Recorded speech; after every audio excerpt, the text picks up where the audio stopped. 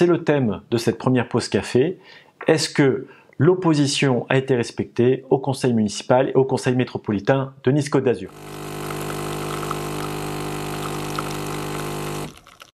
Bonjour, je m'appelle Jean-Christophe Picard, je suis conseiller municipal de Nice et conseiller métropolitain de Nice-Côte d'Azur. Je siège dans le groupe écologiste, nous sommes 6 élus sur 69 conseillers municipaux et 6 élus sur 130 conseillers métropolitains.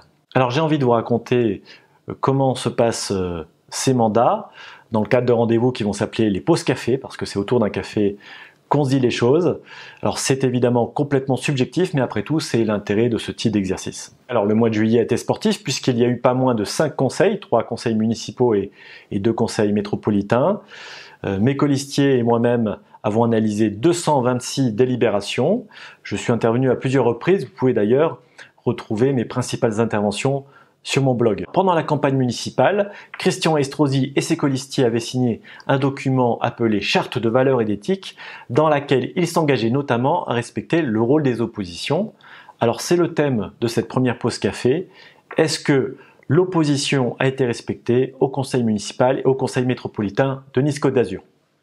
Alors tout d'abord, il existe une grande différence entre les élus de la majorité et les élus de l'opposition, puisque les élus de la majorité peuvent intervenir quand ils le veulent, autant de fois qu'ils le veulent et aussi longtemps qu'ils le veulent, alors que pour l'opposition, le temps de parole est très limité.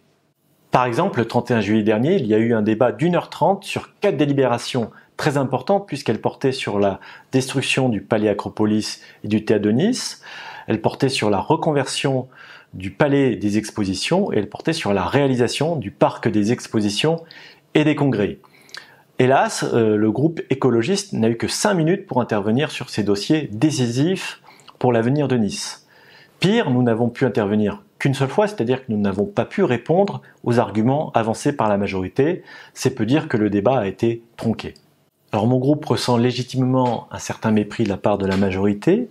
En effet, malgré mes demandes et les solutions que j'ai proposées, la majorité n'a pas souhaité nous voir siéger au sein de la commission d'appel d'offres et au sein de la commission de délégation de services publics. C'est ennuyeux pour le conseil municipal, mais au moins il y a un membre de l'opposition RN qui siège dans ces 2 commissions. Par contre, c'est dramatique pour la métropole puisqu'il n'y a aucun membre de l'opposition qui siège dans ces commissions. Et il faut quand même pas trop compter sur les élus de la majorité pour se montrer un peu curieux. Donc je suis très pessimiste sur les conséquences que peut avoir cette opacité clairement voulue.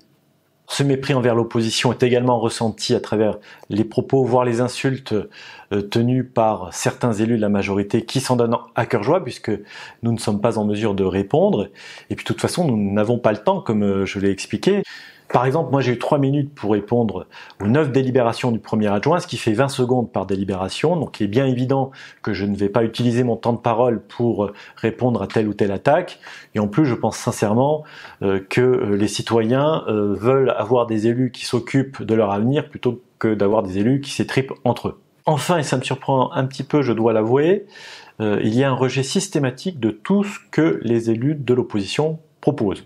Par exemple, il existe une médiatrice municipale qui est très utile, mais elle met 73 jours pour traiter une saisine. Donc j'ai donc pris la parole pour demander à ce qu'on augmente ses moyens, et on m'a répondu qu'elle avait les moyens nécessaires, et que si elle avait besoin de moyens supplémentaires, ils lui seraient certainement accordés. Vous voyez, donc moi, à la place de cette langue de bois, je m'attendais à ce qu'on soit un peu plus précis, qu'on me dise, mais effectivement, on va se fixer comme objectif que la médiatrice puisse traiter en 1 mois les saisines, et on va lui accorder les moyens adéquats pour permettre d'atteindre cet objectif dans 1 an.